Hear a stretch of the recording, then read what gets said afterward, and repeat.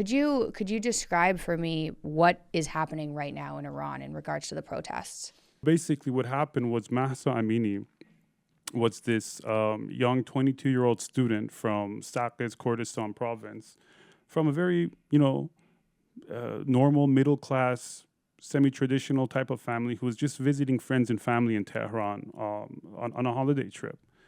And she gets pulled over in the car with her family. And mind you, she only has like a little bit of a couple of strands of her hair out. It's not like some crazy, very exotic or over-the-top type of look that she has. This is a very, very normal look. And the morality police, take her out and arrest her on charges of her bad hijab.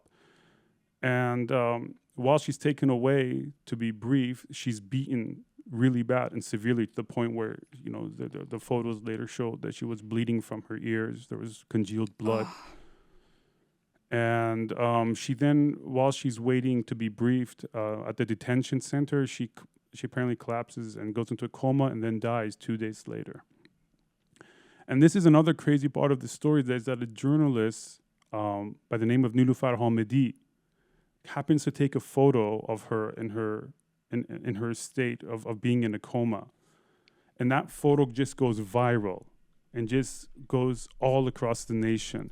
And now Nilufar Hamedi, the same photographer who took that photo, is arrested. Oh. This is how insane it is. Like the way that the Islamic Republic of Iran is trying to cover their tracks and the killing of this innocent girl by first, after Mahsa Amini, they've detained the photographer. Now they're killing people in the streets, all to convince people that they didn't kill her in the first place. It's such a messed up situation. And basically the death of Mahsa has just struck such a deep nerve with the entire society of people in Iran. And people are just absolutely outraged by her death because she represents everyone. She's just a normal person who wasn't political. She never tweeted anything political. She never wrote anything political. She didn't do anything in her life. Came from a regular middle-class family, no political affiliations whatsoever. And she died for nothing. And, there was this, I don't remember who it was in World War II. They said first they came for the socialists, then they came for the so-and-so. And in our country, it's after the 1979 revolution, at first the new government had promised that they wouldn't enforce hijab. And slowly it crept into their laws and they just completely banished, this freedom of choice for women to be able to choose whether or not they want to wear the hijab. And with that came even more severe and archaic laws against women.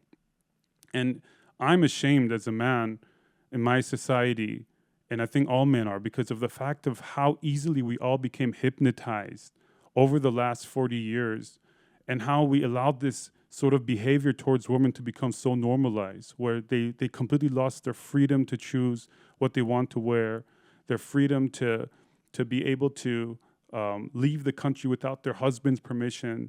Even in inheritance, a woman gets less than a man, and so much more. Like it's a joke. Like women have zero rights, and like they have some rights, but like compared to men, they have much less in Iran.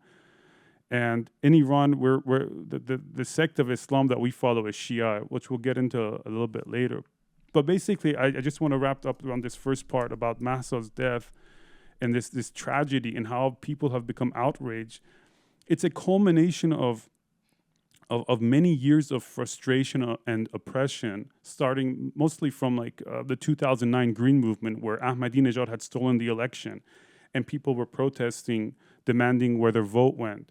And it was a very peaceful sort of protest and movement where there was 3 million people in the streets in Tehran. And it's such a majestic photo when you look at the photos of that time. And they all were just standing there in complete silence.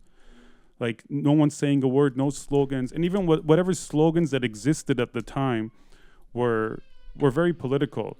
A couple years later, there were then protests that became more economic over the price of eggs and gas.